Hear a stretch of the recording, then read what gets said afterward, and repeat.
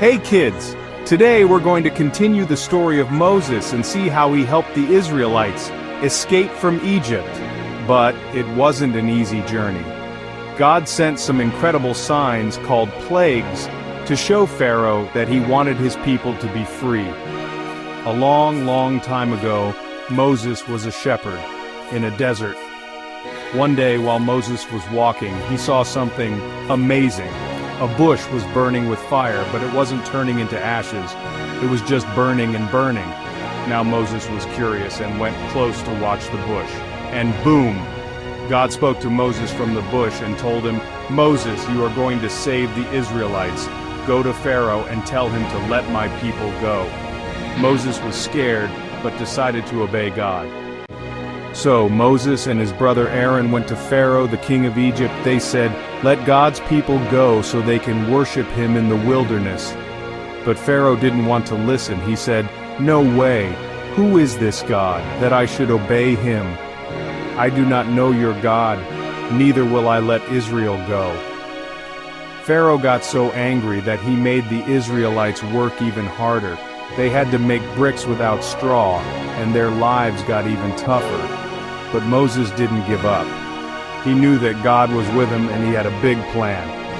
So Moses went back to Pharaoh and told him again, "Let my people go." Pharaoh said, "No," again. So Moses did as the Lord commanded him. He took his staff and threw it on the ground before Pharaoh, and it became a snake. Pharaoh called for the black magicians in his court, and they did the same. Magicians threw their rod down, and it became snakes. But Moses' snake ate the rest of the snakes. Next day, God told Moses and Aaron to go to the riverbank where Pharaoh goes for a bath. Moses again asked Pharaoh to let the people go. When Pharaoh said no, Moses raised his staff and poof! The Nile River turned into blood. It was gross. The fish died and the water was so bad that no one could drink it, and the river started to stink. Every drop of water in the land Egypt became blood. But Pharaoh didn't change his mind. He was still stubborn. Next, God sent a plague of frogs. Frogs were everywhere, in the houses, in the fields, in the beds, even in Pharaoh's palace. There were so many frogs hopping around it was impossible to avoid them. Pharaoh called Moses and said, "Please ask God to take the frogs away." So Moses pleaded with God to remove the frogs, and God heard his prayer. But once they were gone, Pharaoh still wouldn't let the people go. The next plague was lice. Lice are tiny bugs that crawl in your hair and on your skin. Yuck! The Egyptians got covered in lice, and it was so annoying. But Pharaoh still refused to let the Israelites go. Next, God sent swarms of buzzing flies. They were everywhere, flying around the Egyptians and making life even harder. But God protected the Israelites. No flies went near their homes. In fact, not one of the plagues was found anywhere in the Israelites' camp. Pharaoh begged Moses to make them go away. Once again, Moses prayed for God to remove the flies. But once they did, Pharaoh changed his mind again and said, "No!" Then God sent the fourth plague that made all the Egyptian animals, like cows and horses, to get sick and die. But guess what? The animals of the Israelites stayed safe. Pharaoh saw this, but still refused to let the people go. Next came the fifth plague. Pharaoh and his people got sick with terrible boils. These were painful sores all over their skin. It was very uncomfortable. But even after all of this, Pharaoh still wouldn't let the Israelites go free. After every plague, he would ask Moses to plead with God for them, and after God healed them, Pharaoh would say, "No."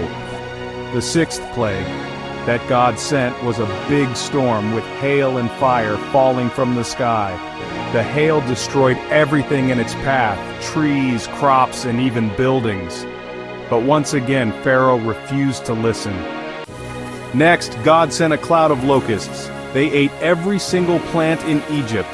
The whole land looked empty with no crops left. Pharaoh begged Moses to stop the locusts, but when they were gone, he still didn't let the people go. Now God made the whole land of Egypt fall into total darkness for 3 days. It was so dark the Egyptians couldn't see anything, not even each other. But the Israelites had light. Pharaoh tried to bargain with Moses, but he still wouldn't agree to let them go. The 10th plague that God sent was the last and most terrible plague. The firstborn child in every Egyptian family from Pharaoh's palace to the lowest servant would die that night. But God gave the Israelites a way to stay safe. They had to mark their door with lamb's blood. A male lamb with no blemish had to be taken for each household. It had to be cut, and the blood had to be applied on the doorposts. When the angel of death passed over, their children would be protected. The Israelites obeyed God and marked their doors with blood. That night, the angel of death passed over their homes, and their children were saved. That night, Pharaoh finally had enough. He told Moses, "Take your people and go. Leave Egypt and never come back." So Moses and the Israelites quickly packed their things and left Egypt. They were free at last. And just like that, with Moses leading them, the Israelites began their journey toward the place that God promised them. They had been through so much, but with God's help, they were finally free. So kids, that's the story of how God got the Israelites out of Egypt. It shows us that no matter how tough things get, God is always there to help us. He keeps His promises and is powerful beyond belief. Thanks for watching. Don't forget to like and subscribe for more fun stories from the Bible. See you next time.